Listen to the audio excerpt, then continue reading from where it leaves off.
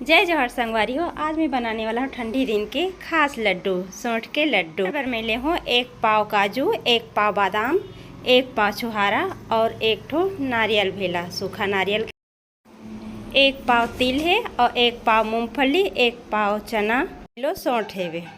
घी में 1 चम्मच घी गरम करबो और वो पूरा सौंठ ला डाल के सौंठ के फूलत ले अच्छा से भून लेबो, ललियात ले हल्का आँच में। मूंगफली भी भूंज लेबो थोड़ा से, ओकर छिलका उतर जाए तैसे। ओकर बाद में ओला हटा के तिल ला भी भून लेबो संगवारी हो। मैं काजू बादाम ला नहीं भूंजे हो संगवारी हो, आप मन चाहो तो ओला भी थोड़ा से भून सकते हो।